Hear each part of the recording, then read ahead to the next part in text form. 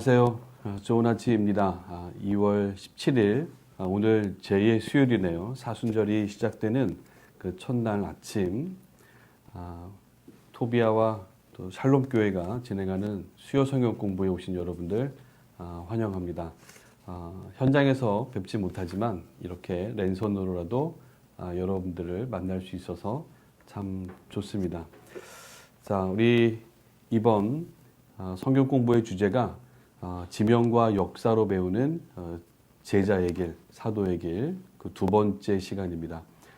요한의 반모와 7교회 지역을 우리가 함께 순례하면서 그 말씀을 마음에 새기고 있죠. 자, 오늘 그 세 번째 시간입니다. 첫째 시간에는 반모, 두 번째, 지난번에는 에베소를 우리가 순례했다면 오늘은 서모나라고 하는 지역을 둘러보겠습니다. 우리 잠시 기도하고 시작하겠습니다. 하나님 감사합니다.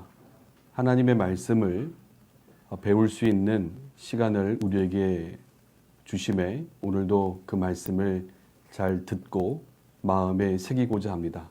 성령께서 우리와 함께하여 주옵소서. 특별히 사순절이 시작되는 첫날입니다. 말씀을 묵상하며 우리에게 구원의 은혜를 베푸신 그 주님을 기억하고 또 그렇게 살아가는 우리 모두가 되도록 함께하여 주옵소서. 예수님의 이름으로 기도하옵나이다. 아멘.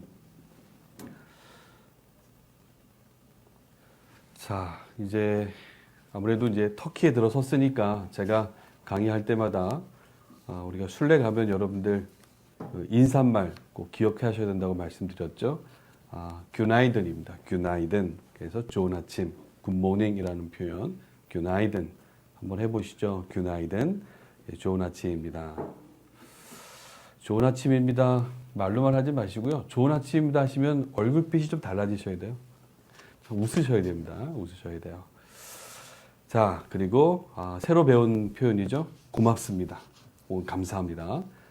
테셰큘레드림, 테셰큘레드림 하시면 고맙다, 정말 감사하다라는 정중한 표현입니다.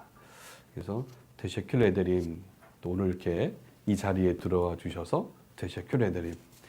터키어는 한국어하고 같습니다. 그래서 어순이 같기 때문에 여러분들이 배워두시면 유용하게 쓰실 수가 있으세요. 자, 우리가 늘 얘기했던 메르하바, 안녕하세요라는 거죠. 안녕하세요. 갑자기 터키어 기초 회화 시간이 된 것 같은 느낌입니다만 그래도 여러분들이 익혀두시면 참 좋은 문장들입니다. 자, 우리 강의 들어가기 전에 비대면 시대의 사순절을 알차게 우리 토비아가 안내하고 제안하고 있죠. 특별히 이 사순절 말씀 묵상집이 있습니다. 이 말씀 묵상집을 아직 구입 안 하셨습니까? 여러분들 일반 서점에서 구입하시고 또 토비아에 연락 주시면 여러분들이 받아볼 수가 있는데요. 묵상집 말씀이 따라 40일을 묵상하면서 사순절을 은혜롭게 보내기 위한 저희 토비아의 제안입니다. 강신동 목사님이 작년부터 굉장히 기도하면서 써내려간 귀한 책이거든요. 여러분들께서 함께 읽으시면서 은혜를 나눴으면 좋겠고요. 아울러서 저희는 다음 세대를 위한 어린이 교육 교재도 함께 여러분들에게 제공했습니다. 예수님이 만난 갈릴리의 사람들, 특별히 매과 7과로 구성되어 있는데요. 중간중간에 QR코드를 또 활용하면 오디오를 통해서 여러분들이 그 성경의 이야기들을 아이들에게 잘 정리해주고 또 알려줄 수가 있죠. 또 여러 가지 교육 활동 자료들도 있기 때문에 잘 여러분들이 활용하시면 좋은 시간이 될 수 있을 것 같습니다. 아울러서 매주 월요일 아침 10시에 우리는 줌 세미나를 하고 있습니다. 묵상집, 또 어린이 교재, 그리고 저희가 갈릴리 세미나 할 때 드렸던 그 강의 교재를 중심으로 해서 여기에 함께 하시는 여러 우리 목회자들과 함께 어떻게 하면 좀 더 효율적으로 이 자료들을 교회에서 적용할 수 있을지 말씀과 또 나름들을 같이 진행하고 있습니다. 여러분들 오전 10시에 진행하고 있습니다. 그래서 지금 2번 진행했는데요. 또 우리 많은 목사님들이 그 시간에 참여해주고 계세요. 다음 주 월요일 날도 들어오시면 저희는 또 여러 도시들을 함께 그렇게 공부하도록 하겠습니다. 아주 좋은 소식이죠. 네. 새로 나온 책, 사순절 묵상집이 이제는 노컷 뉴스 또 매체들을 통해서 저희가 뭐 이렇게 보내드리진 않았는데도 홍보가 되고 있어서 참 감사하더라고요. 그래서 이렇게 책이 소개되고 있으니까요. 여러분들이 좀 많이 구입해 주시고 또 주변 분들에게 알려주시면 감사하겠습니다. 갈릴리의 길이라고 하는 이 책을 소개하는 코너에서도 아주 자세하게 설명이 된 바가 있습니다. 어쨌든 이렇게 많은 곳에서 이 갈릴리의 길 묵상집이 또 우리가 여러분들에게 제안하는 도서들이 많이 도움이 된다라고 해서 소개하고 있으니까요. 여러분들이 좀 많이 함께 해주시면 고맙겠습니다. 자, 어쨌든 안내사항을 이걸로 마치고요. 서머나 이야기 들어가 보겠습니다. 서머나는 요한계시록 2장에 기록되어 있는 그 장소이자 또 교회의 이야기죠. 반모에서 계시를 받아서 편지를 썼던 두 번째 편지가 바로 이 서머나로 보내는 편지였습니다. 그 말씀을 우리가 함께 읽을 텐데요. 2장 8절부터 11절의 말씀입니다. 함께 찾으셨으면 요한계시록 2장 8절부터 11절까지의 말씀을 함께 읽겠습니다. 서머나 교회 사자에게 편지하라. 처음이요 마지막이요 죽었다가 살아나신 이가 이르시되 내가 내 환난과 궁핍을 알거니와 실상은 내가 부요한 자니라. 자칭 유대인이라 하는 자들의 비방도 알거니와 실상은 유대인이 아니요 사탄의 회당이라. 너는 장차 받을 고난을 두려워하지 말라. 마귀가 장차 너희 가운데서 몇 사람을 옥에 던져 시험을 받게 하리니 너희가 10일 동안 환난을 받게 하리니 내가 죽도록 충성하라. 그리하면 내가 생명의 관을 내게 주리라. 귀 있는 자는 성령의 교회들에게 하시는 말씀을 들을지어다. 이기는 자는 둘째 사망의 해를 받지 아니하리라. 아멘. 굉장히 좀 짧게 써내려간 편지입니다. 첫 번째 에베소 교회를 향한 편지도 그렇게 길지 않았습니다만 이 두 번째 편지 서머나 교회를 향한 편지 또한 그렇게 길지 않은 내용이지만 그 내용이 주는 그 무게감이 과히 크다라고 말씀드릴 수 있죠. 자, 이제 여러분들 받으신 자료를 중심으로 해서 저희가 지리와 역사로 이 도시를 공부하면서 그 성경의 이야기를 마음속에 담는 시간이기 때문에 일단 첫 번째 자료 앞부분부터 지리 역사 부분부터 좀 제가 안내해 드리겠습니다. 에베소와 비슷한 지역이기 때문에 아마 지난 시간 에베소를 다룰 때와 비슷한 화면들을 여러분들이 볼 수가 있습니다. 지리적으로 일단 에게해 연안 지역입니다. 보시면 화면에서 제일 왼쪽에 있죠. 에게해 부분에 연안에 있는 도시죠. 자, 우리나라도 보면 영서지방, 영남지방 이렇게 나누는 것처럼 오늘날 터키를 가시면 7개의 도시 지역을 구분하고 있습니다. 그래서 여기 서쪽에는 에게해 연안 지역이다라고 불리고 있고요. 에게해 연안 지역에 바로 우리가 지금 공부하고 있는 그 소아시아의 7개가 교회가 다 그 장소들이 있는 거죠. 그래서 지리적으로는 오늘날 에게해 연안 지역이다. 터키의 서쪽 끝자락에 있다라고 보시면 되겠죠. 자, 이 장소를 이제 여러분들이 이제 순례를 떠나실 텐데요. 자, 지금 지도를 보시면 자, 이 터키 땅을요 85개로 쪼개놓은 겁니다. 그러니까 얘기하면 그런 서부 연안 지역에 오늘날 행정구역으로 85개 혹은 86개의 주가 있습니다. 주. 오늘날 우리나라 얘기하면 도하고 시 사이의 규모가 될 텐데요. 터키는 우리나라 남한의 거의 7배잖아요. 굉장히 넓은 땅입니다. 그래서 85개의 주로 형성되어 있습니다. 그 중에서도 바로 이즈미르 주라고 보시면 되죠. 이즈미르 주 안에 있는 도시 이즈미르 이렇게 보시면 되겠죠. 그래서 여러분들이 행정구역상 그렇게 구별되고 있다라는 것을 참조하시면 좋겠고요.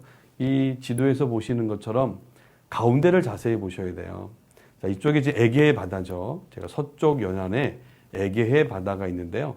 바다에 그 물이 이렇게 육지 안으로 쑥 들어옵니다. 지금 제 포인트로 가리키고 있는 걸 잘 보셔야 돼요. 그래서 에게해 바다물이 이 육지 내륙으로 쑥 들어옵니다. 여기 이제 만이라고 하잖아요. 만. 여기를 이즈미르 만이라고 얘기하는데요. 이즈미르 만으로 이 물이 바닷물이 쑥 들어옵니다. 자연스럽게 형성되어 있는 구조였어요. 그래서 이 만으로 들어오다 보면 이 내륙과 만나는 그 끝자락. 그래서 이즈미르 만의 제일 안쪽 끝자락에 도시가 형성되어 있다라고 보시면 되겠죠. 자, 제가 이렇게 만을 설명해 드리는 이유는 이 만이 되게 중요한 역할을 했습니다. 길게 바닷물이 들어오다 보니까 물론 교통에도 유리했겠죠. 그 당시에 다 배로 아무래도 교통수단을 이용했기 때문에 배를 타고 들어오기 아주 좋았고요. 왜 이제 다른 나라 군대가 쳐들어올 때요, 이 앞에서 이 문을 닫아버리거나 여기서 먼저 적을 대항할 수 있는, 보호할 수 있는 시설을 갖출 수 있었다고 그래요. 그러다 보니까 상대적으로 이 만 제일 안쪽에 있었던 도시, 이 서모나, 오늘날 이즈미르라고 합니다만, 이 도시는 상당히 도시를 방어하기에 굉장히 중요한 장소였다. 좋은 여건을 갖추고 있었다라고 여러분들이 보시면 좋습니다. 그러니까 아무래도 사람들이 마음의 여유를 갖고 도시를 발전시키고 또 안전하다 보니까 유럽에서 아시아로, 아시아에서 유럽으로 가는 많은 그 무역 거상들이나 머무를 수 있었고, 그러다 보니 이 상점들이 늘어나고 도시가 활발해지는 그런 지리적인 여건이 갖추어져 있었다라는 것을 이 지도를 통해서 여러분들이 좀 보셨으면 좋겠습니다. 그래서 이 만의 끝자락에 있었다라고 보시면 좋고요. 이 빨간 게 지금 오늘날 도로입니다. 이 빨간 도로를 따라 아래로 내려오시면 한 56km 정도 남쪽으로 내려오시면 지난주에 우리가 순례했던 에베소가 있는 거죠. 에베소에서 북쪽으로 해안 연안을 따라 올라가면 오늘날 우리가 지금 공부하고 있는 서모나가 있다. 여러분들이 그렇게 보시면 되겠고요. 보통 순례를 오시면 에베소를 둘러보시고 그 다음에 버스가 북쪽으로 올라가서 이 이즈미르, 서모나를 들립니다. 서모나를 보고 안쪽 내륙도로를 따라 올라가다 보면 이제 두아디라 교회, 버가모 이런 식으로 순례를 하게 돼 있죠. 요 중간에 공항도 있습니다. 공항이 있어서 대체적으로 뭐 그냥 일반 여행을 하시는 분들은 이스탄불에서 비행기를 타고 이즈밀 공항에 내려서 바로 이즈밀과 서모나와 이 아래 에베소를 둘러보시는 분들도 많이 계시죠. 여러분들이 어떻게 순례를 하느냐는 사전에 잘 계획하시면 그렇게 교통 수단이 다양하기 때문에 여러분들이 어려움이 없이 할 수가 있다라는 말씀 드립니다. 자, 제가 이제 고대 사진들을 쭉 보여드릴 텐데요. 지금 다시 보시면 여기 노랗게 표현되어 있는 곳이 에게해 연안의 서모나입니다. 서모나가 있는 곳에 보면 자세히 보세요. 눈이 좋으셔야 되는데 강이 있어요. 이 지도가 참 좋은 게 여러 도시들이 발생하려면 역시 강이 있어야 됩니다. 물이 있어야 된다는 거죠. 물이 있는 곳에 사람들이 거주하고 사람들이 몰려드니까 도시가 확장되는 거죠. 자, 이 지금 오늘날 터키 땅이잖아요. 터키 땅을 자세히 보시면 그리스 사람들이 부를 때는 아나톨리아라고 불렀어요. 해가 떠오르는 동쪽의 땅이다. 그리고 로마 시대로 접어들면서 소아시아다 이렇게 불렀던 지역이라 말씀드렸죠. 자, 이 땅 구조를 보시면 북쪽입니다. 북쪽에 폰토스 산맥이 있다라고 말씀드렸어요. 폰토스 산맥. 아래쪽에는 타우루스 산맥이 있다라고 했죠. 해발 3,000m가 넘는 아주 높은 산맥이 아래쪽과 위쪽에 이 터키 땅을 감싸고 있는 거죠. 그리고 동쪽에는 해발 6,000m가 넘는 아라랏산을 중심으로 해서 굉장히 동쪽은 높은 산악 지역으로 구성되어 있었다라고 말씀드렸던 거죠. 그래서 얼마나 높았든지 이 고대 그 로마도 이 산악 지역인 동쪽을 넘어서진 않았습니다. 그만큼 이 지형이라고 하는 것이 그 당시 나라와 나라, 민족과 민족의 경계를 나누기도 했고, 그것 때문에 어떤 이들은 전쟁에 피해를 보지 않고 살 수도 있었던 거죠. 자, 여기 지금 보시면 헤레무스라고 하는 강이 있어요. 이 강을 제가 좀 설명드리려고 하는 겁니다. 이 강이 내륙에서부터 해안 연안가 쪽으로 흘러내려옵니다. 여기에 바로 서모나라고 하는 도시가 있었다. 그러면 밑에 보세요. 메안도라고 하는 강이 내륙에서부터 흘러나와서 있었던 도시가 에베소라면, 그렇죠? 북쪽에는 헤레무스라고 하는 이 강이 연안으로 흘러내려와서 삼각주 형태를 이루면서 비옥한 땅을 형성했다. 여기에 사람들이 거주하기 알맞은 장소였다. 이렇게 보시면 좋을 것 같습니다. 자, 이 지도를 보시면 7교회의 그 교회가 자리하고 있는 도시들을 자세히 보세요. 그러면 지금 우리가 공부하는 곳이 여기입니다. 서모나. 자, 이 계곡 보이시죠? 이 계곡을 따라 군대도 이동하고, 그렇죠? 군대도 이동하고 거상들도 이동하고 물줄기도 흘러내려왔다라는 거죠. 그러니까 상대적으로 내륙의 높은 곳에 있는 산에서부터 흘러내리는 물줄기를 따라 형성된 계곡을 따라 해안가 쪽으로 흘러내려오고 삼각주 형태의 넓은 비옥한 땅이 펼쳐지면서 바로 서모나라고 하는 도시가 있었다. 자, 그 아래 에베소도 마찬가지죠. 여기도 굉장히 긴 계곡이 형성돼 있었어요. 여기 내륙에 바로 골로새와 라오디게아, 히에라폴리스가 자리하고 있었던 거죠. 그러니까 이렇게 고대에는요, 바로 이 동쪽에서부터 이 길을 따라서 서쪽으로 이동하는, 그 배를 타고 유럽으로 향하는 아주 지리적으로 용이한 곳들에 큰 도시들이 세워질 수밖에 없었다. 버가모 굉장히 큰 도시였고요. 그리고 서모나, 그리고 이후에 생긴 에베소, 아주 당대의 큰 도시 역할을 했던 이렇게 좋은 지리적인 요충지에 있을 수밖에 없었다라는 것을 이 지형적인 지도를 통해서 여러분들이 보실 수 있다면, 제가 이렇게 늘 지도를 보여드리는 이유가 바로 여기 있는 겁니다. 그래서 지형적으로 사람들이 가기 편한 곳에 몰려들었고 도시가 번성하면서 수많은 사람들이 모였다는 것은 수많은 신을 섬기는 사람들이 모여들었고 다양한 사람들이 모여들어서 도시를 형성했기 때문에 다양한 문화들이 어우러진 도시들이었다.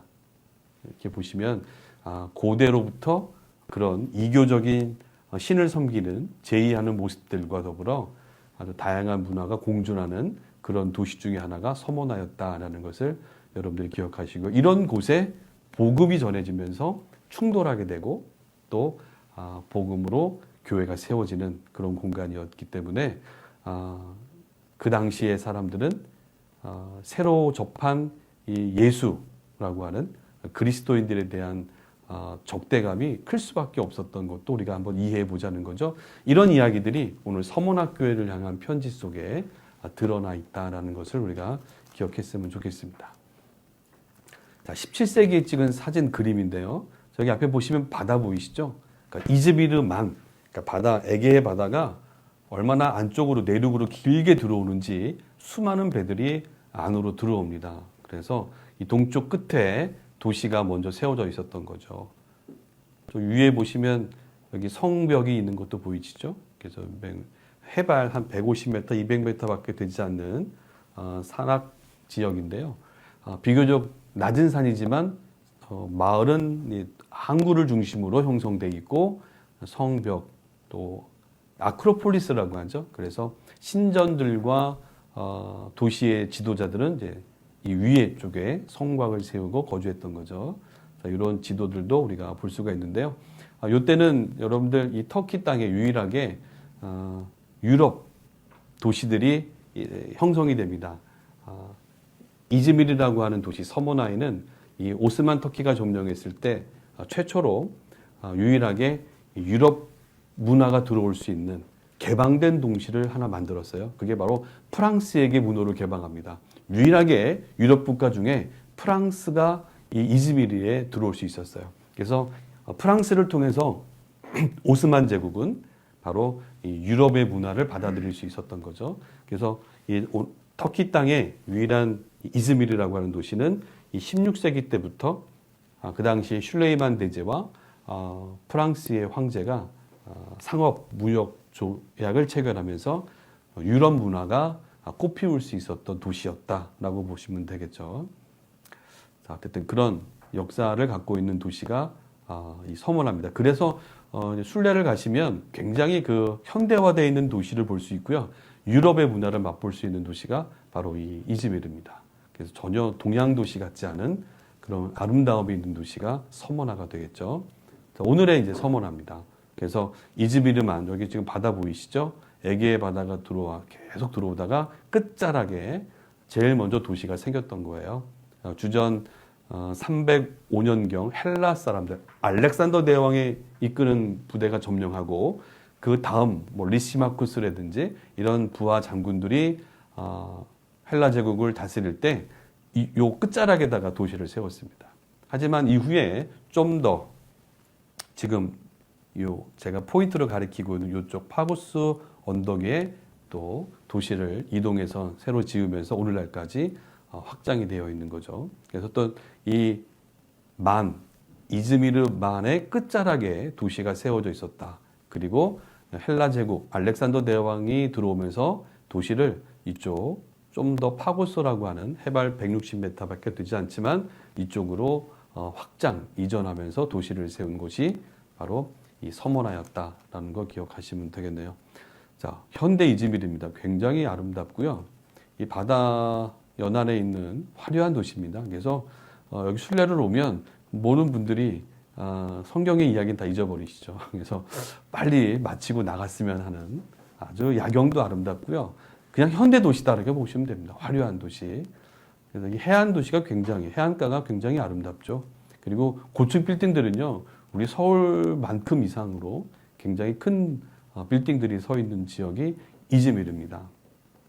현대화되어 있는 도시를, 그래서 7개의 도시를 순례하다 보면 6개의 도시는 아주 시골, 산골, 그리고 외진 곳에 있는 모습을 볼 수 있습니다만, 유독 한 도시, 이 이즈미르, 서머나를 가면 현대화된 도시 안에서 여러분들이 순례를 이어갈 수 있는 거죠. 그러다 보니까 장단점이 있죠. 화려한 도시다 보니까 먹거리도 좋고요. 잠자리도 좋고 볼거리도 많지만 문제는 이 도시를 재건하면서 고대 유적지, 서머나 교회가 있었던 땅을 발굴하지 않은 채 그냥 건물을 지었기 때문에 유적을 찾아볼 수 없는 거죠. 그런 아쉬움이 있는 겁니다. 그래서 터키 순례를 가시면 굉장히 어렵습니다. 예, 여러분들이 그 이스라엘만큼 교회들이 세워져 있지 않기 때문에 여러분들 이런 역사적인 배경을 이해하시고 성경을 읽고 가셔야 이 순례가 가능할 수 있겠죠. 자, 이제 지명에 대한 이야기인데요.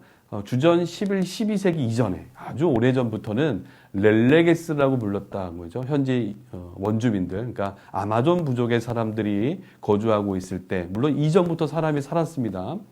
역사 시간에 다시 한번 말씀드리고요. 어쨌든 그리스 사람들이 들어오기 전에 주전 1000년경에 그리스 사람들이, 발칸 쪽에 있는 그리스 사람들이, 도시국가를 이뤘던 사람들이 오늘날의 터키에 들어서거든요. 그래서 한 1000년을 지배합니다. 이 사람들이 들어오기 전에는 렐레게스라고 불렸다고 해요. 그러나 그리스 사람들이 들어오면서 점차 이름이 바뀌는데요. 그리스 사람들이 들어서면서부터 스미르나라고 불렀다는 거예요. 스미르나라고 불렀다는 거죠. 오랜 세월 스미르나라고 불렸던 지역이 성경의 서머나입니다. 그리고 1923년 이후에 오스만 터키가 물러가고 이제는 터키 공화국이 들어서면서 이즈미르라고 부르게 된 거죠. 여러분들이 지명이 좀 간결합니다. 그래서 렐레게스라고 불렸던, 그러니까 히타이트 때부터 오랜 고대 시기에는 렐레게스, 그리고 주전 1000년경부터 그리스 사람들이 자리매김할 때는 스미르나, 또 알렉산더 대왕이 주전 4세기 때 아까 말씀드린 것처럼 도시를 건설할 때도 스미르나라고 불렀다고 역사학자들은 언급을 해주고 있죠. 특별히 이제 주전 5세기 때의 역사학자였던 이제 헤로도토스에 의하면 스미르나라고 고대부터 불러왔다라는 라고 기술을 해주고 있죠. 자, 이렇게 여러분들이 지명을 좀 이해하시면 좋겠고요. 그 지명이 그리스 사람들은요, 이 신화에서 많이 위로됩니다. 왜? 이제 순례를 가시면 가이드들이요, 안내하는 목사님들이 신화 얘기를 안 할 수가 없는 게 그 도시의 지명들의 유래가 신화에서 왔다 그들을 믿었기 때문에 그래요. 오랜 세월 동안 그렇게 믿었기 때문에 신화를 언급을 하는 겁니다. 자, 어떻게 그리스 신화 속에 보면 테이아스라고 하는 시리아의 왕이요, 그의 딸 스미드나를 낳았죠. 근데 이 딸을 보는데 너무 아름다운 거예요. 저는 아들밖에 없습니다만 딸을 낳았는데 너무 아름다웠대요. 성장했는데. 근데 문제가 발생하죠. 이 자기가 낳은 딸 스미르나가 되게 아름다웠는데 그 당시에 미의 여신, 아름다움의 여신 아프로디테보다도 훨씬 더 뛰어났다라고 얘기했대요. 그러니까 그 신의 세계에 있던 아프로디테가 아니 나보다 아름다워? 질투를 했다는 거죠. 그래서 이 아프로디테가 스미르나를 이제 시기하고 저주하기 시작하죠. 거기에 시달렸던 이 스미르나가 도망가면서 애원을 한다고 했대요. 그래서 이 아프로디테 여신에게 제발 저를 이렇게 저주하지 말아달라고 그랬더니 그러면서 이제 요청한 게 나를 차라리 몰약나무로 만들어 달라라고 했나 봐요. 그래서 이 여신이 이 스미르나라고 하는 이 여인을 몰약나무로 만들었다라고 해요. 여기 지금 그림을 보시면 이 나무 보이시죠? 이게 몰약이라고 하는 나무래요. 저기 지금 스미르나. 그래서 이 몰약이라고 하는 거, 몰약, 그러니까 미르라고 불렀어요. 미르. 그래서 여기서부터 이 스미르나라고 하는 도시의 이름이 어원이 됐다, 유래됐다라고 그리스 사람들은 지금도 그렇게 이야기를 하고 있는 거죠. 그래서 이런 그리스 신화의 배경 속에 있었다. 근데 이게 문제가 되는 게요, 이 아버지가 딸을 너무 사랑한 나머지요, 이 관계를 맺습니다. 근친상간을 하게 되죠. 참 재밌는 게 그리스 신화는 사람들이 만들어 놓은 거잖아요. 그 당시 사람들이 살아가면서 있었던 인간사의 이야기들을 그리스 사람들의 신화 속에서 풀어낸 다음에 그것을 정당화하기도 하고 또 그것에 의해서 자기들이 살아가는 모습들을 그냥 인정받고 싶어 했을런지 모르겠습니다. 어쨌든 이렇게 해서 유래된 도시가 바로 스미르나라고 하는 도시다. 근데 이게 참 재밌는 건 이 곳이요, 몰약이 나오지 않아요. 여러분들 이 책을 좀 찾아보시면 어떤 책에는 서모나가 몰약이 많은 도시였다, 재배가 됐다 하지만 재배가 되지 않았습니다.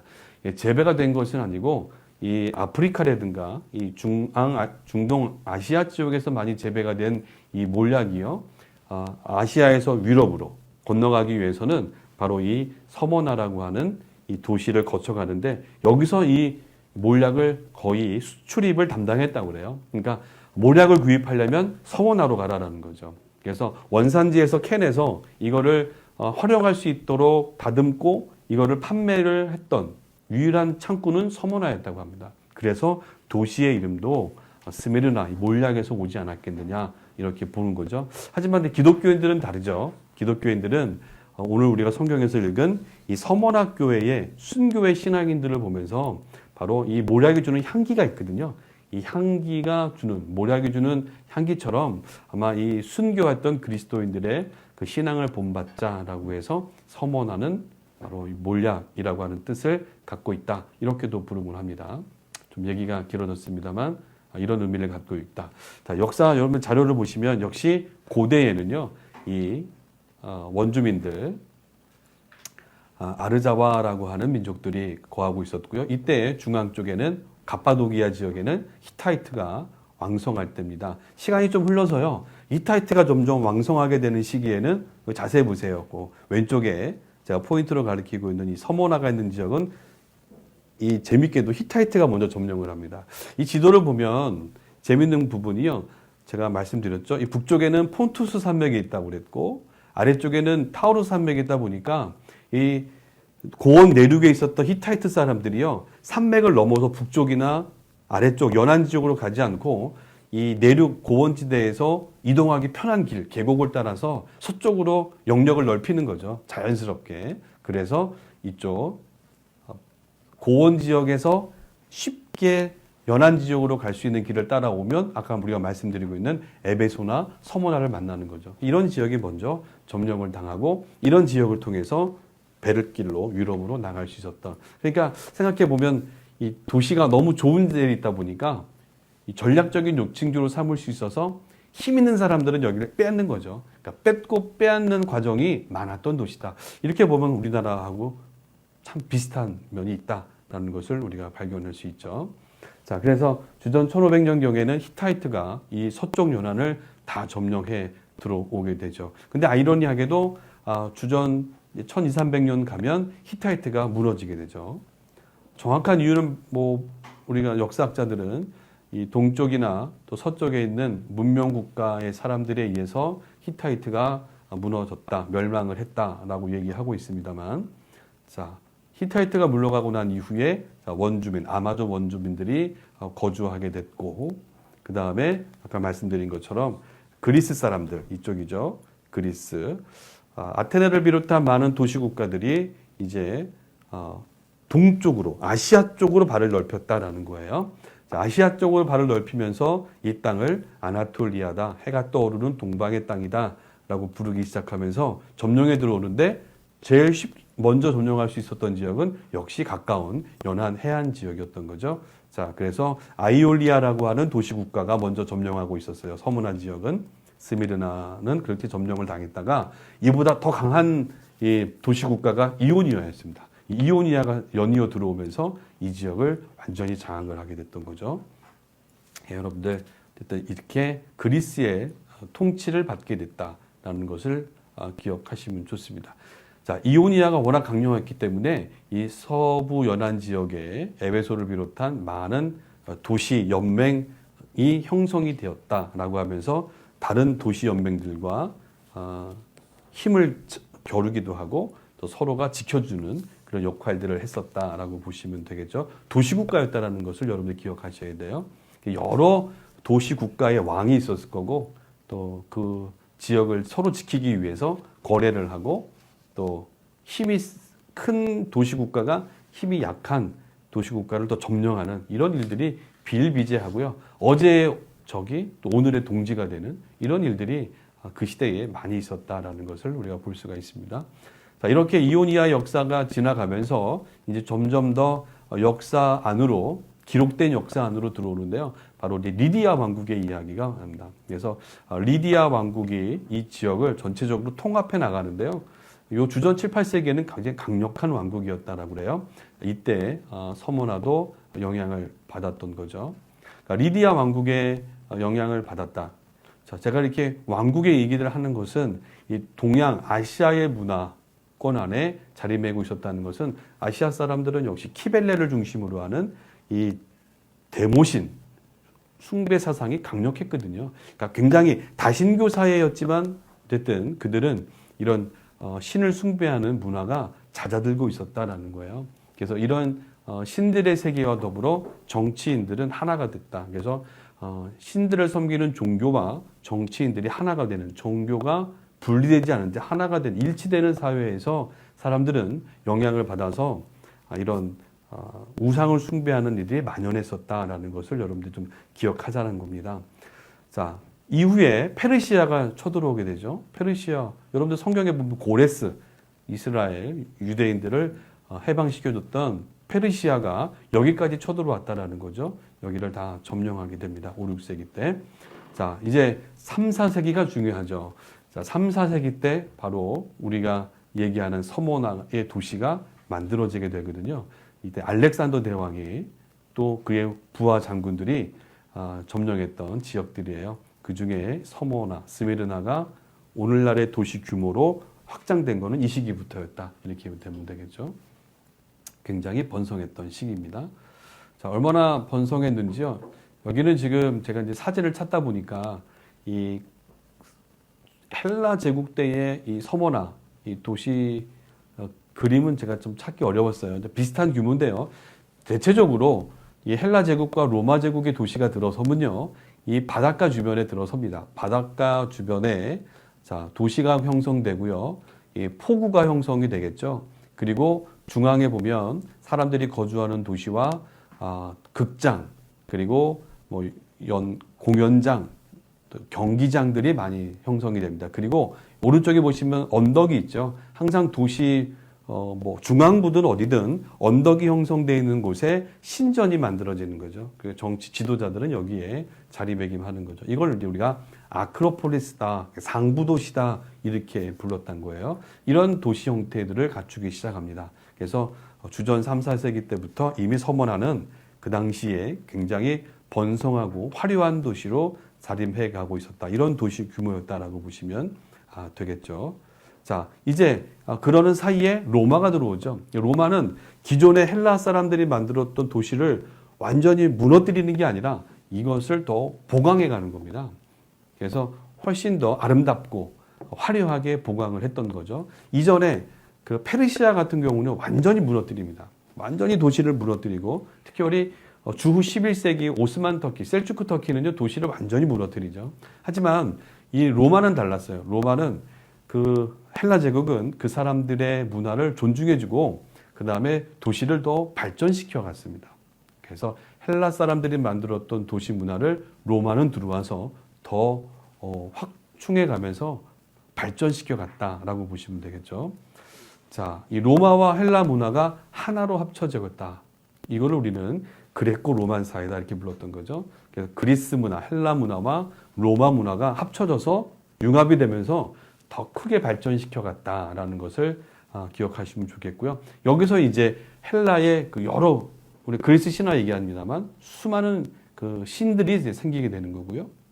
거기에 이제 로마가 섬기던 신이 서로 같이 일치가 되면서 또 로마는 또 그 제국, 큰 제국을 이루면서 황제를 숭배하는 제국주의 종교도 또 형성이 됐던 거죠. 그러니까 기독교가 발흥하기 직전에 바로 복음이 전해졌던 이방의 땅, 첫 땅, 바로 이 터키를 공부하고 있잖아요.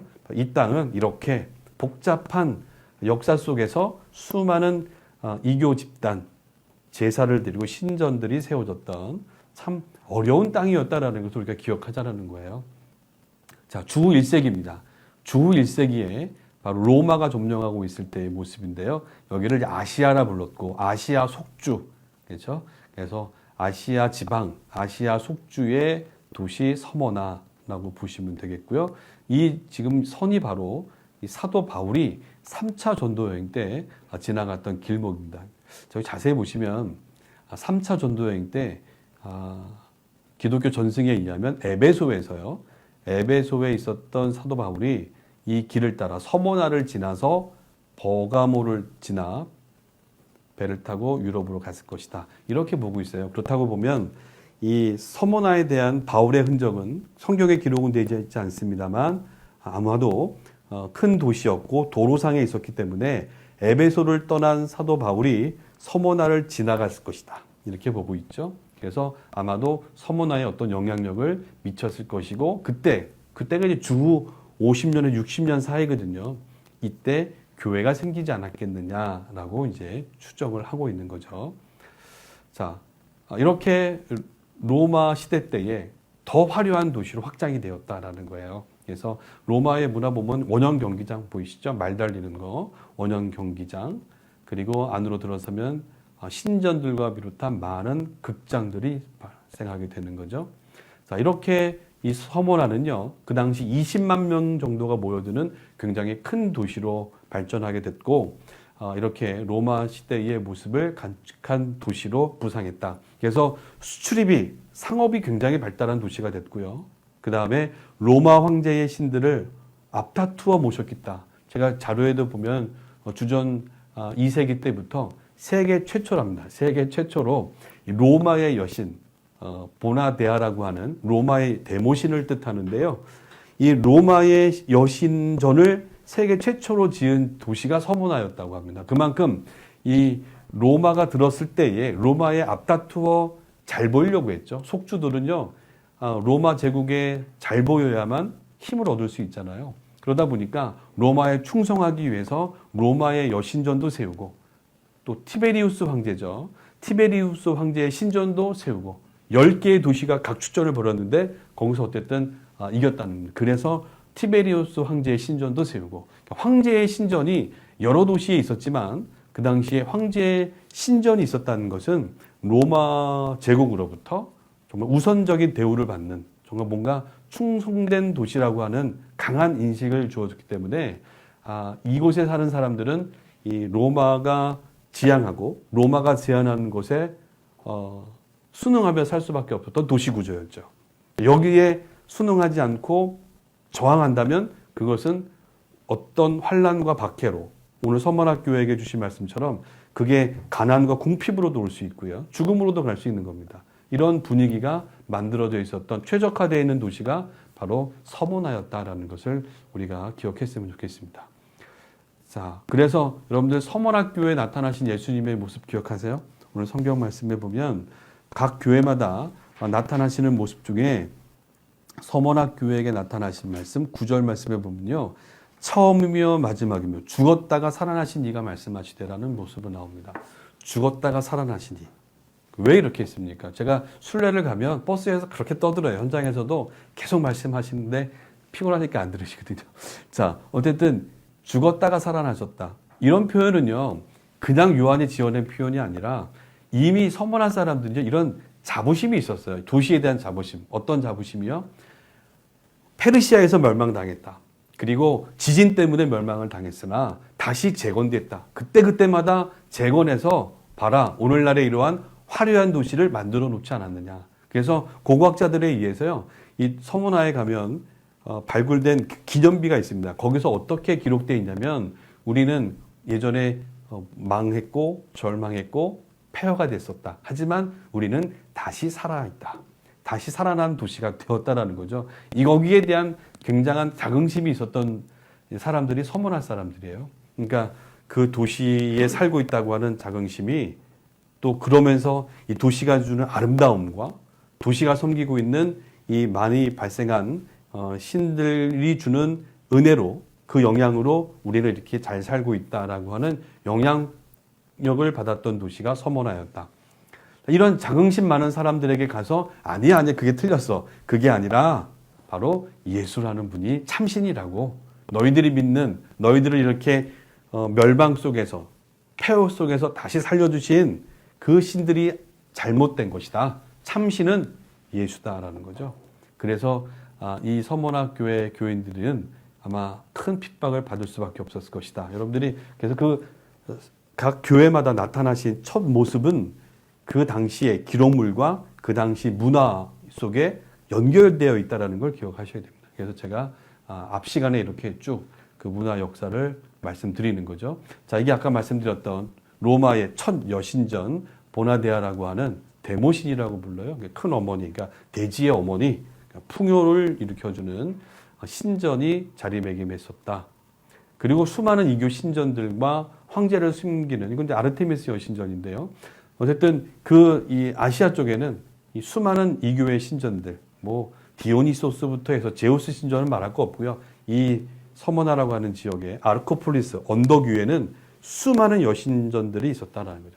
또 제우스 신전까지 거기에 황제 신전까지 질비하게 있었던 웅장한 도시였다라는 것을 여러분들 보시고 건물만 있는 게 아닙니다. 건물과 더불어 거기에 연결이 돼서 살아가는 사람들의 모습이 굉장히 복잡했다라는 것. 우리 바울의 이야기를 알고 있잖아요. 바울이 2차 전도여행 때, 3차 전도여행 때 에베소에서 이런 도시에 들어가서 어떻게 대우당했습니까? 그 신전과 연결되어 있던 상업적으로 연결되어 있었던 사람들이 바울, 기독교를 전하는 그 사람들을 쫓아냈잖아요. 우리의 진리도 우월하다라고 하면서 기독교를 핍박했던 이야기도 우리가 기억할 수 있잖아요. 똑같은 상황이었다라고 보시면 되겠죠. 이게 삶의 전반에 이렇게 걸쳐져 있었다라고 보시면 되죠. 예수 믿는다는 게 참 쉬운 일은 아니고 각오를 하고 가야 되는 일이죠. 자, 이 헬라의 수많은 신전 앞에 제의식 여기 보시면 뭐 소 잡고 양 잡는 거 물론 유대인들이 예전에 율법에 의하면 그렇게 제사를 지냈습니다. 예수님 오신 이후로는 그런 게 폐지됐잖아요. 자, 어쨌든 이 소의 각을 뜨고 했던 이런 많은 신전들, 다양한 신전들이 있었기 때문에 신을 기리는 기념일 날은 축제가 되는 거고 그 축제의 기념일 날은 이렇게 뭐 피비린내가 자욱하는 이런 신전의 의식에 참여하는 것이 마땅한 시민의 의무였고 이게 결국에는 로마 사람들은 충성으로 봤다라는 거죠. 여기에 참여하지 않으면 나라에 충성하지 않는 뭔가 나라의 안녕과 질서에 부합하지 않는 사람들이라는 낙인을 찍히면서 그들은 소외당하고 오히려 배척당할 수밖에 없었다라는 거죠. 이 시대에 제가 태어났으면 아마 쉽지 않았을 겁니다. 예, 저기 가서 아마 피리 불고 있었지 않았을까 생각이 들어요. 자, 이 서머나는요, 여러분들 뭐 우리가 잘 아는 것처럼 오디세이, 그렇죠? 일리아드, 대서사시를 썼던 호메로스의 고향이잖아요. 이것 때문에 그 당시에도요, 연극이 굉장히 많이, 그래서 연극 공연장이 많이 있었고 이것이 주 관광 상품이었다고 합니다. 수많은 사람들이 몰려들어서 이 호메로스의 고향에 와서 연극을 보고 오늘날 우리 뉴욕 가잖아요. 그렇죠? 그런 곳에 가서 또 라스베가스 가서 거기서 나오는 관광 상품들 공연을 보는 것처럼 수많은 사람들이 몰려들어서 이런 문화생활을 즐겼던 여기에 자긍심이 있었고요. 이 포도주 보시죠. 그 당시에 신에게 제사하는 유일한 아주 품질 좋은 포도주가 나왔다고 그래요. 이 서머나하고 에베소 지역에. 그래서 이 포도주를 판매하는 지역이 바로 이 서머나입니다. 포도주 제가 제안할 수 있어요. 자, 그리고 옆에 몰약이에요, 몰약. 그래서 이 서머나는요, 여기 지금 미르라고 적혀 있잖아요, 몰약. 그래서 이 서머나는 이런 관광 상품들로 인해서 굉장히 그 당시에 예수님 당시 이전부터 번성한 도시로 이름 있는 도시였어요.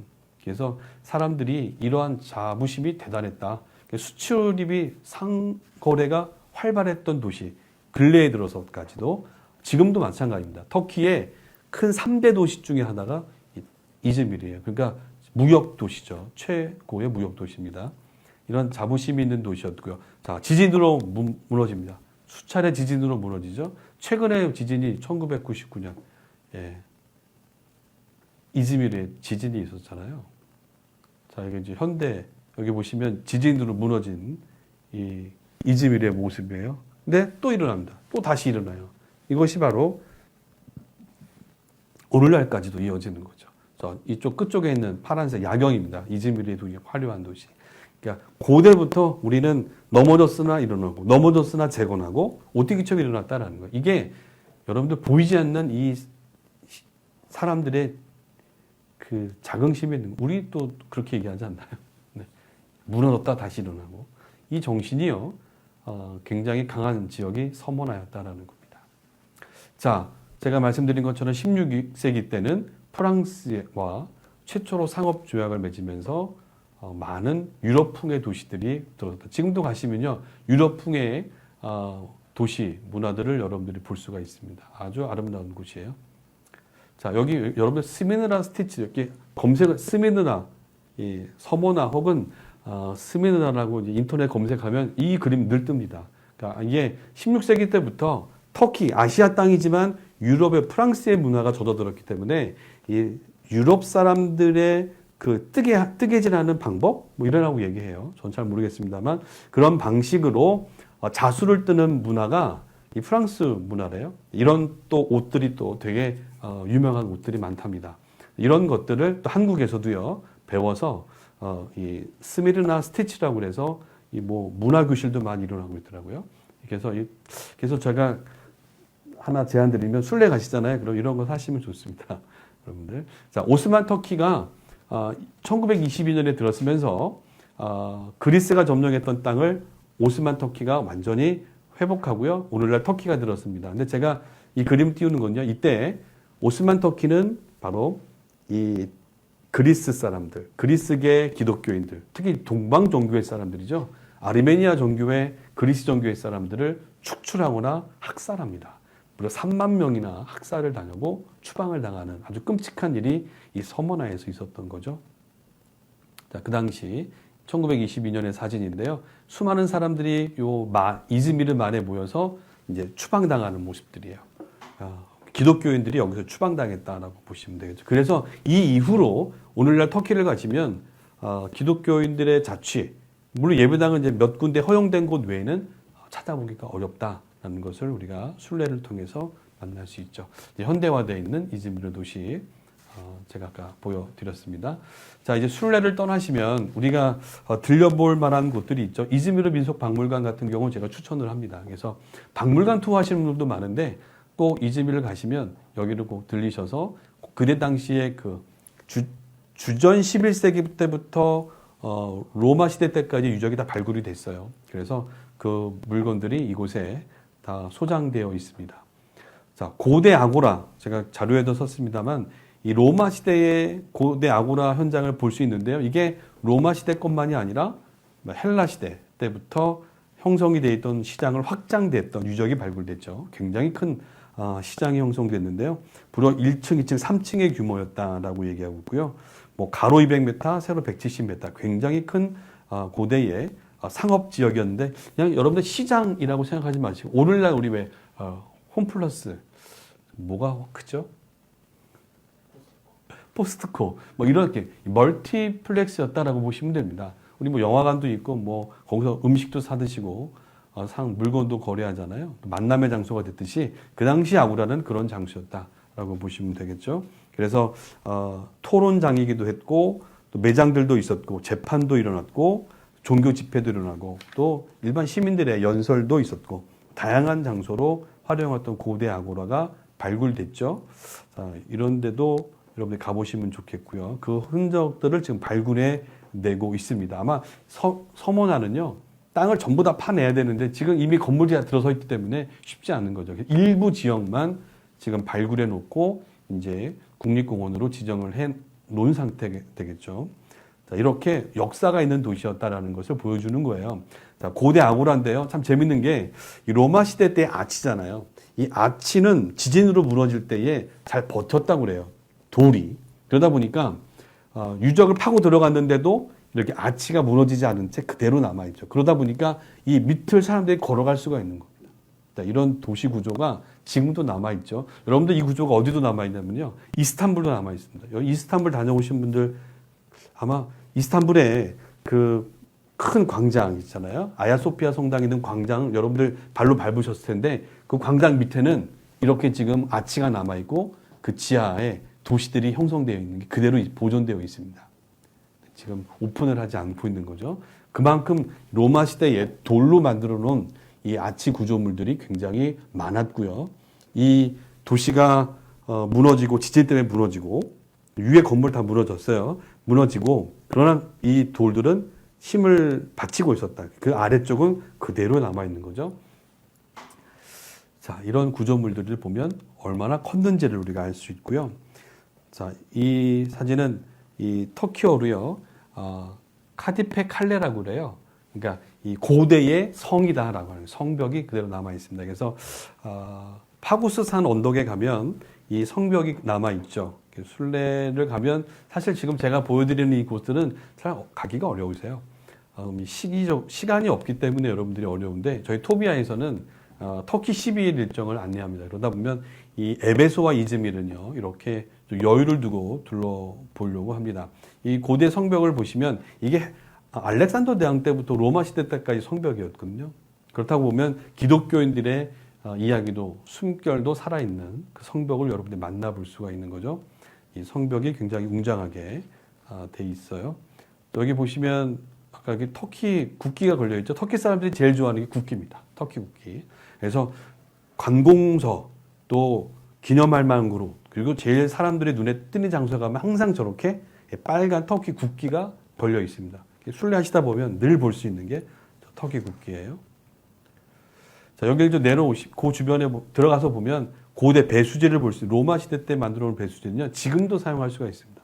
그만큼 아주 물을 잘 저장하고 또 이 물을 도시로 흘러내보내는 이 시설이 잘 돼 있었기 때문에 사람들이 거주하기에는 참 좋은 도시였다.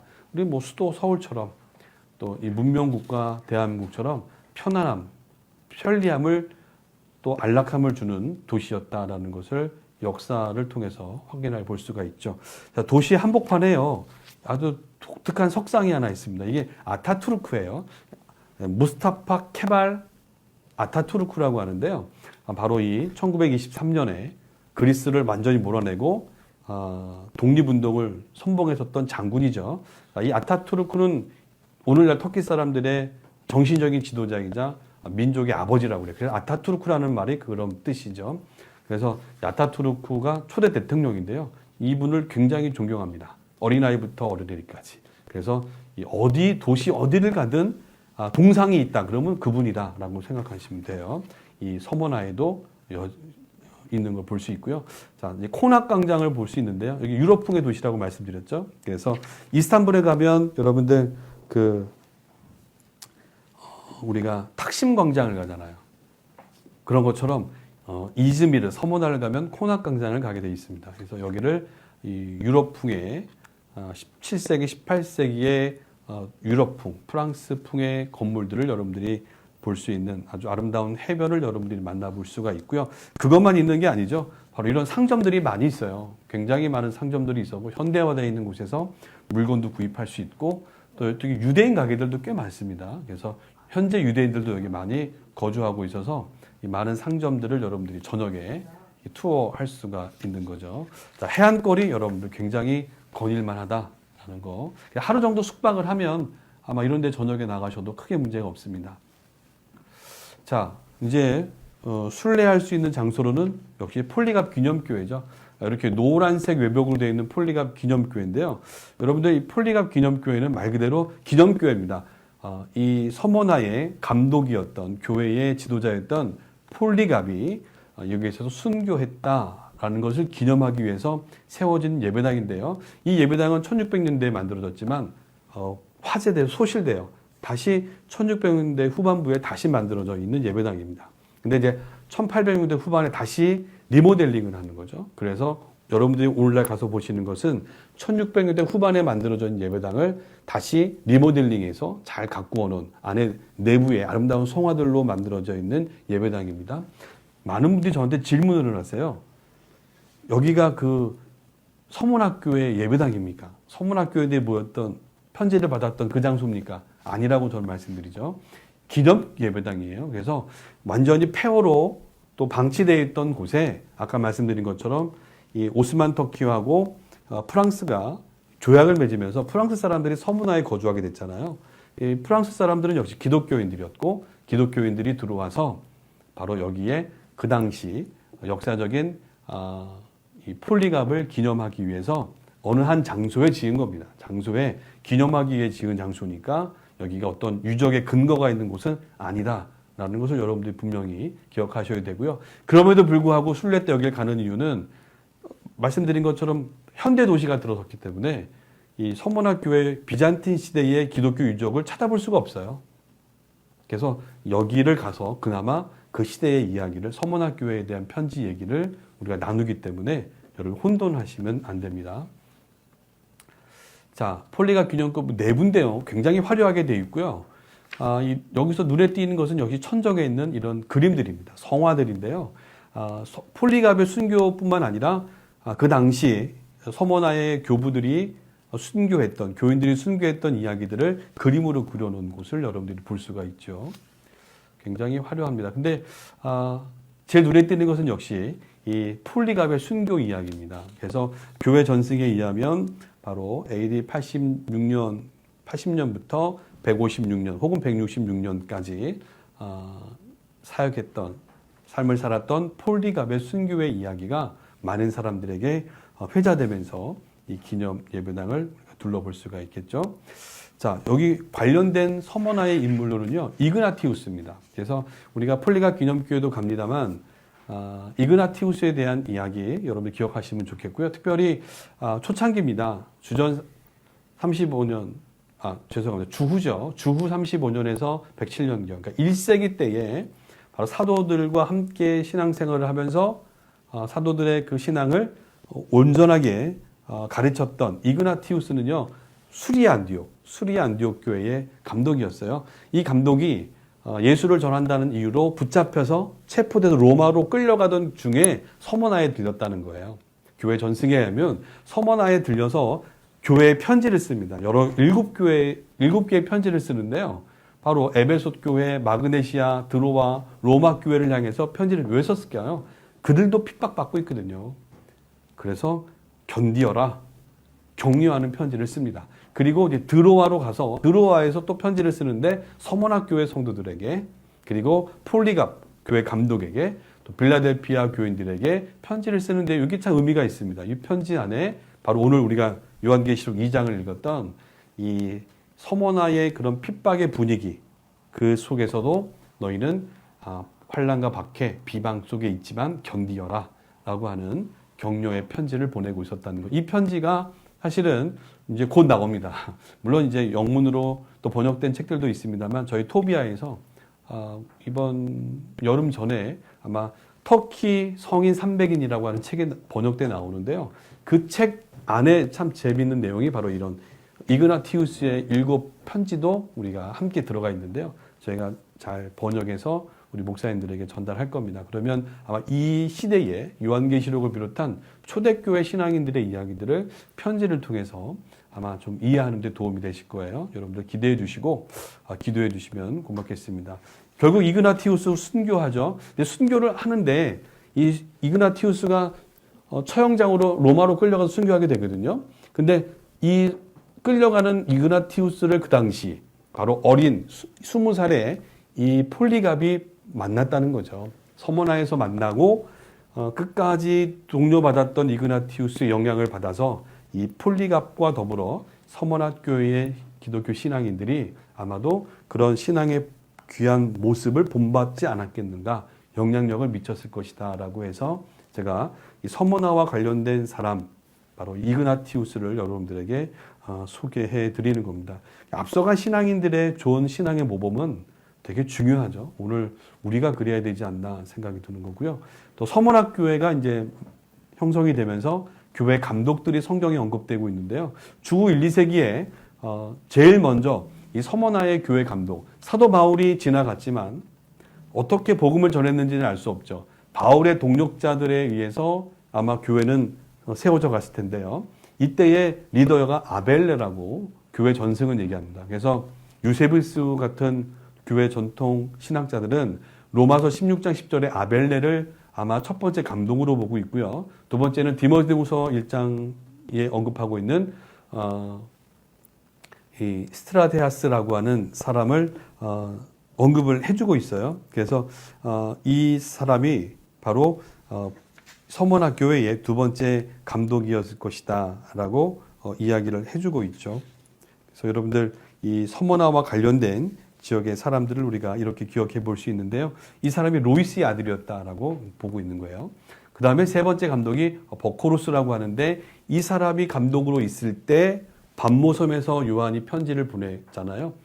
라고 보는 거예요. 그래서 반모섬에서 요한이 편지를 서신을 보낼 때 그때 당시 서머나의 교회 리더는 이 버코루스였다라고 하고요. 이 사람도 결국엔 순교를 당하고 그 다음이 폴리갑이었다라고 이야기를 해주고 있습니다. 초기에 이런 교부들의 이야기도 우리가 만나볼 수가 있죠. 자, 제가 순례를 가면 참 많은 분들을 만나고 또 이야기를 듣는 것 중에 질문을 많이 받아요. 자, 질문 중에 서머나교회 하면 여러분들 뭐가 떠오르세요? 칭찬. 제가 버스에서 하는 얘기인데요. 여러분들 서머나 하면 생각나는 단어 없습니까? 뭐 칭찬받는 교회. 네. 빌라델피아와 칭찬받았다. 또 하나 폴리갑의 이야기 워낙 많이 들으셨죠? 그 다음에 죽도록 충성하라. 임직회 받잖아요. 임직회 받은 맨 밑에 죽도록 충성하라. 그러면 내게 생명의 멸류관을 주리라. 하면 요한계시록의 말씀이 딱 들어있단 말이죠. 그래서 우리가 서머나 하면 뭐 순교 뭐 이렇게 이야기를 떠올린다는 거죠.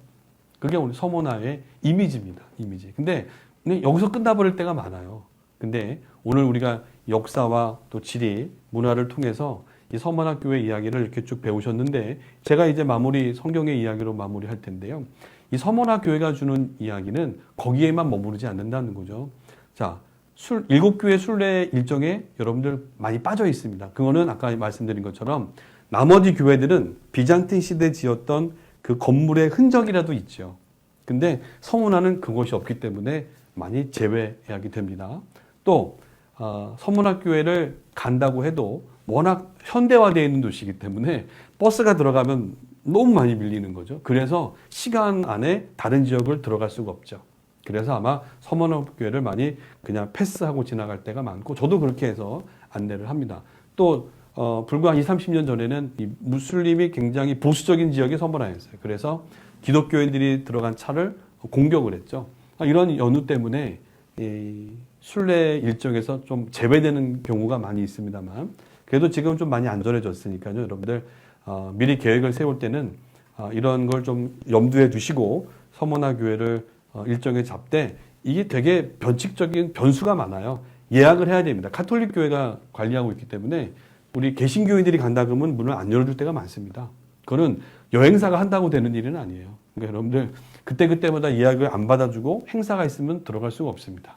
그래서 이것들 여러분 좀 이해해 주시고 되면 감사한 거고요. 안 되면 또 그냥 말씀으로 이해하고 그 지역을 패스하고 지나가셔도 크게 상관이 없으실 거예요. 제가 질문 받은 것들을 잠깐 말씀을 드렸어요. 서문학교회, 자 이제 성서회 이야기에서 마무리할 텐데요. 오늘 짧은 그 성경의 본문에서 환난과 궁핍이 있었다. 그리고 비방의 시련이 있었다. 이것을 얘기해주고 있어요. 환난과 궁핍 함께 오는 거죠. 그 안에는 박해와 죽음으로 연결되는 이야기가 있는 거죠. 심지어 유대인들에 의한 비방도 심했다는 거죠. 또한 이 요한을 통해서 얼마 이후에 장차 후에 또 너희가 고난을 받게 될 것이다 라는 이야기를 또 던져주고 있어요. 그래서 몇몇이 감옥에 갇혀질 것이다. 미래에 일어날 예언의 말씀도 있습니다. 하지만 끝까지 견디고 그 길을 신실하게 걸어가다오. 이 충성이란 말이요, 신실함이란 말이에요. 그래서 이렇게 서문학교회를 향한 말씀은 이렇게 정리해 볼 수가 있습니다. 자, 여러분들 이 서문학교회에 대한 이야기, 환란이라고 제가 말씀드렸죠. 자, 환란은 박해로도 옵니다. 그 당시 이 로마 제국에 불충성한다라고 봤기 때문에 로마가 확장해 가고 있는 것에 저항하고 반대하는 제국 식민지로서 식민답게 살지 않는 것으로 인식이 되면서 그들은 이렇게 로마에 저항한다라는 이유 때문에 박해를 받을 수밖에 없었던 거죠. 자, 투옥이 되기도 합니다. 투옥이 된다는 건 이제 처형을 기다린다는 거죠. 그 다음에 심지어는 때로는 죽음에 이를 수 있었다. 여기 보시면 4만 명, 5만 명이 모여드는 큰 원형 극장에 맹수의 밥이 되는 일이 허다했다라는 거죠. 이런 환란들이 있었고 기다리고 있었다는 거죠. 예수님을 믿고 따라간다는 그들 신앙 안에는 이런 어려움이 기다리고 있었다라는 거죠. 이거를 이겨낸 교회가 서문학교회라는 거죠. 그래서 이 주님은 요한을 통해서 그들을 칭찬하고 격려하고 있는 겁니다. 자, 이런 것들이 일어난 교회. 또 자, 보시는 것처럼 2세기죠. 이 편지를 받고 난 이후에 50년, 100년이 지나가면서 많은 기독교인들이 환난을 당하는데요. 바로 이 젊은 청년, 교회 전승에 의하면 게르마니쿠스라고 하는 군인이었어요. 젊은 청년이요. 끌려가죠. 군인이었고 되게 높은 신분이었는데 장래가 촉망한데 예수를 믿었거든요. 그러다 보니까 고발당했죠. 그런데 너무 아낀 나머지 총독이 회유를 권유합니다만 끝까지 마다하는 거죠. 끝까지 그가 만난 예수를 부인할 수 없었던 것 때문에 처형당하는 이런 안타까운 사연들도 그 당시에 교회 교부들의 저술에 기록이 되어 있었고요. 반대로 퀸투스라고 하는 인물도 있었는데 굉장히 미래가 촉망된 같은 신앙이었는데 퀸투스는 배반했다라고 해요. 배교했다. 맹수 앞에서 또 저렇게 처형당하는 모습 앞에서 그가 만난 그 신앙을 버렸던 사람들도 많았다라는 것을 우리가 볼 수가 있는 거죠. 서문학교회 여기 보시면 제가 지금 포인트로 가리키고 있는 쪽에 이제 십자가에 매달려 있는 사람들의 모습이죠. 수많은 사람들 앞에서 저렇게 환난을 당하는 일이 비일비재하게 일어나는 이런 장소가 서머나 지역이었다. 너희들이 믿는 그 신 때문에 우리의 상업이, 우리의 형편이, 우리의 이 평안함이 깨질 수 있다라는 거예요. 그래서 비방을 받고 박해를 받기 시작했다라는 겁니다. 자, 근데 마태복음에 보면요, 이런 말씀이 있습니다. 예수님께서 나를 인하여 너희를 욕하고 거짓으로 너희를 거스려 모든 말을 할 때에는 너희의 복이 있나니 기뻐하고 즐거워하라.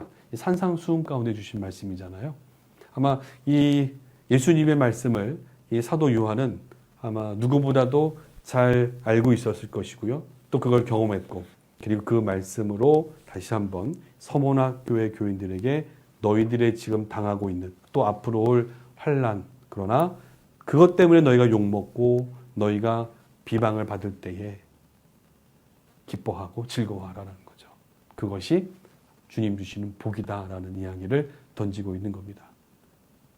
세상은 너희가 환난을 당하나 예수님도 담대하라라고 말씀하셨던 것을 이 요한은 분명히 기억하고서 서머나 교회에게 이야기하는 것은 아닌가 이렇게 볼 수가 있죠. 자, 서머나 교회는 이런 환난 안에 결국 이 박해와 더불어 자연스럽게 궁핍이 찾아왔다라는 거예요. 예, 박해받아서 죽는 순간도 많았지만 이런 궁핍의 현장에 나락으로 떨어진다는 겁니다. 여러분들 로마 시대는요 중간층이 없어요. 대부분 아주 잘 사는 상류층 귀족층이 있고 대부분이 노예이고 중간에 이제 상인들이 자유인이 있었지만 여러분들 결국 귀족들 안에 지배를 받으며 살았던 사회거든요. 결국 거기서 벗어나면 귀족들이 운영하고 있는 길드 상업 무역하는 단체들이죠. 여기에서 여러분들 축출당하거나 가입되지 않고요. 여기 들어오서 오지 못하면 결국 장사할 수 없다. 벌어먹고 살 이유, 방편을 잃어버리면 그냥 돈줄이 끊기는 거죠. 그러면 가난해질 수밖에 없는 겁니다.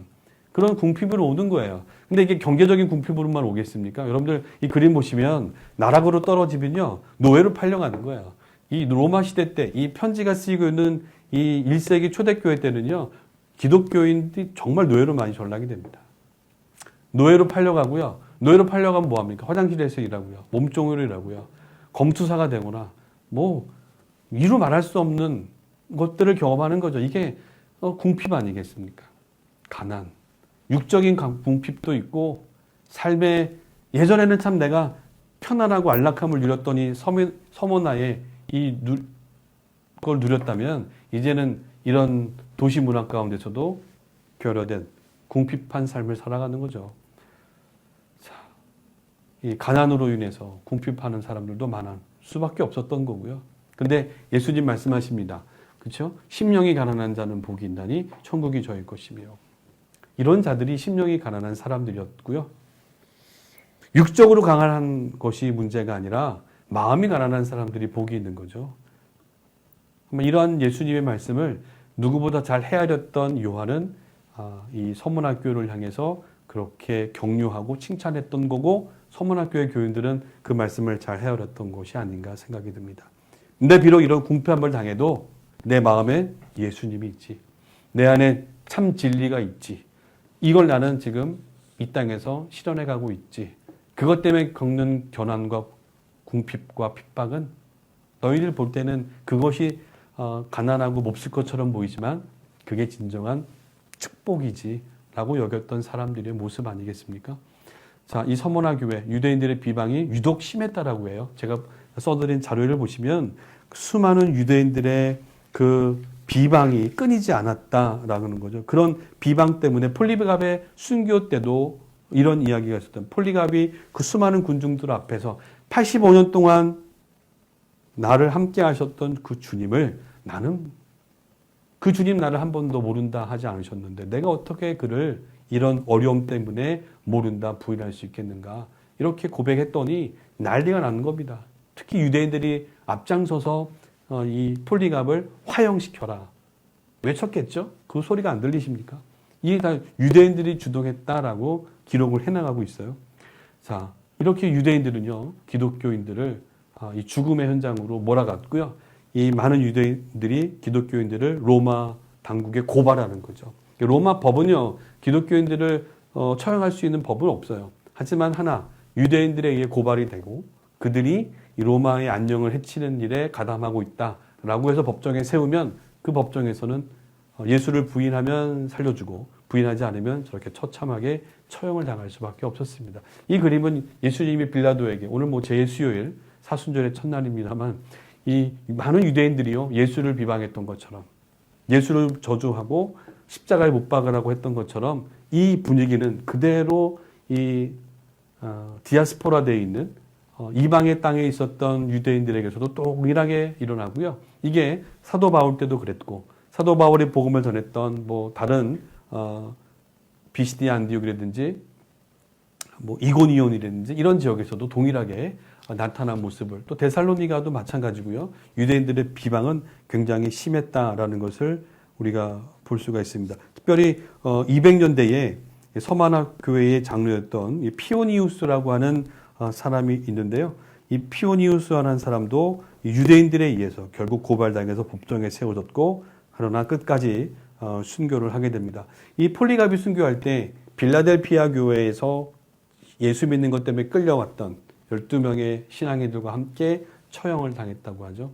이렇게 이 서머나 교회는 그럼에도 불구하고 신앙을 지키려고 했었던 자들의 흔적이 있었던 그런 교회다라는 것을 요한을 통해서 오늘 우리가 이렇게 이야기를, 또 교훈을 받습니다.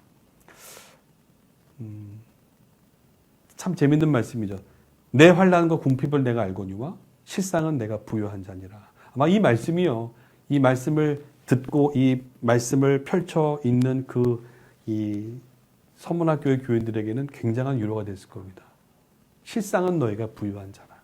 너희가 진짜 챔피언이다. 너희가 진짜 부유한 사람이다. 라는 것을 격려해 줄 때 바로 서머나 교인들은 아마 더 견고하게 그 신앙을 지켜갈 수 있지 않았겠나 라는 생각을 갖는 거죠. 마지막으로 충성과 생명의 면류관, 생명의 관을 받으리라 라는 말씀으로 마무리를 합니다. 이 영국의 그 역사학자죠. 그 토인비라고 하는 학자는 그의 책에서 이 기독교인들은요, 칼의 특권에 정말로 완강히 저항했다. 그리고 결국 기독교 이 순교의 정신, 또 순교의 삶들이 이 로마 지배자의 칼을 이겨냈고, 기독교야말로 피로 그거를 입증해내면서 기독교를 지금까지 연결시켜온 그런 모습이 있었다라는 그런 이야기를 하고 있습니다. 예수님도요, 제자들에게 육체는 죽이나 너희의 그 영혼을 죽이지 않는 저들에 대해서 두려워하지 말아라, 이렇게 권면을 해주셨잖아요. 그러면서 끝까지 10일간의 그 핍박이 있을 것이다 라고 지금 예언돼 있잖아요. 계시록에는. 그게 뭐 문자적으로 10일인지 아니면은 그 뭐 짧은 기간의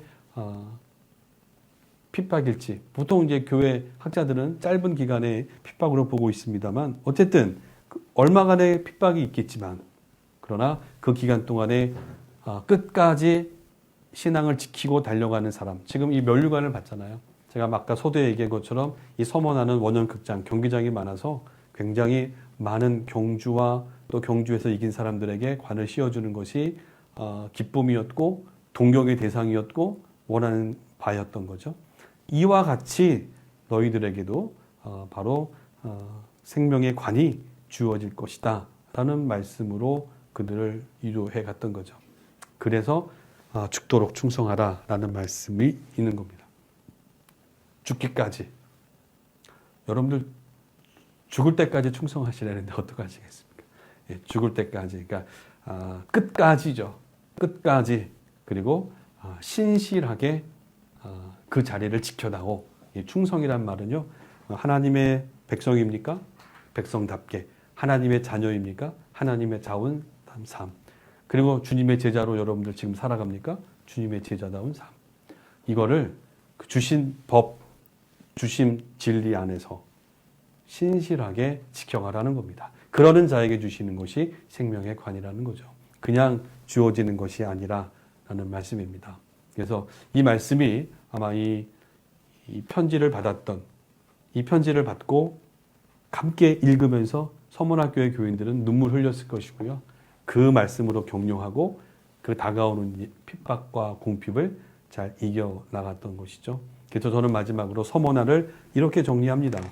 끝까지 신실하게 갔던 사람들, 충성했던 사람들. 이런 표현 쓰면 좀 뭐하지만 어쨌든 파이팅 했던 사람들입니다. 파이팅, 자자했던 사람들인데 파이팅 했던 사람들. 뭐예요? 선한 싸움에 파이팅 했던 사람들이죠. 선한 싸움. 사도 바울이 얘기했던 것처럼. 자, 오늘 말씀을 마치면서 여러분들 이 그림 한번 보시죠. 저 라인이 있어요. 네, 라인을 보면 라인 안에서 뛰어가야죠. 그 룰이 있습니다. 경주는요. 이 땅을 살아가는 우리는요, 이 세상을 딛고 살잖아요. 근데 신앙인으로 살잖아요. 신앙인으로 산다는 건 바로 예수님이 우리에게 주신 말씀이 있고 보여주신 본이 있습니다. 이 본을 본받아 살아가는 그 선이 있는 거죠. 룰이 있는 겁니다. 그 룰 안에서 규칙을 지키면서 우리는 열심히 끝까지 달려가는 거죠. 그겁니다. 그것이 오늘 우리가 이 서문학교를 향하신 말씀을 통해서 마음에 새겨야 되는 것이 아닌가 이렇게 생각합니다. 법도대로 정직하게 불의와 타협하지 않고 달려가는 거 쉬운 일이 아닙니다. 그래서 그들은 궁핍함에 환난에 박해에 심지어는 죽음에 이르렀던 거죠. 여러분들 예수 믿는 거 환영하잖아요. 예수 믿는 사람들 축하합니다. 근데 그 축복 속에는요, 다른 말이 하나 더 들어있습니다. 당신이 이제 예수 믿는 사람이죠. 하나님의 자녀죠. 그럼 당신은 영적인 군사입니다. 선한 싸움을 위해 달려가는 전사입니다. 이런 의미도 있는 거예요. 그러니까 예수 믿었으니까 당신은 이제 좋은 일만 있을 거예요. 물론 좋은 일입니다. 넓은 의미에서. 하지만 우리가 겪는 이 땅의 삶의 모습 속에서는요, 믿다가 절망할 수도 있고요. 믿다가 다 잃어버릴 수도 있고요. 믿음 때문에 예수님 따라가는 삶 때문에 놓칠 수도 있고요. 포기할 수도 있고요. 그다음에 불이익을 당할 수도 있는 겁니다. 심지어는 그게 서문학교인들처럼 죽음에 이르는 그런 순간에 봉착할 수도 있다는 거죠. 믿는다는 것은 이꼬로 죄가 되고 그것이 사회에서 볼 때는 비방받는 모습이고 세상 사람들이 볼 때는 멸시받을 만한 모습인 거죠. 오늘 21세기를 살아가는 우리들의 모습, 또 기독교 신앙인으로 세워져 있는 우리는 어떻습니까? 말씀을 붙들고 살아가는 우리, 여러분들 늘 기쁨으로 가득하십니까? 이 말씀 준비하면서 어떤 마무리를 해야 될까? 여러분들 예수 믿고 사는 거 기쁘세요? 행복하세요? 그 길 지금 달려가시는데 잘 달려가고 계십니까? 잘 걷고 계세요? 그러면 참 감사한 일입니다. 하지만 행여나 그 길 걷다가 잠자 멈춰 계신 분 계십니까? 걷다 보니 너무 힘들더라고요.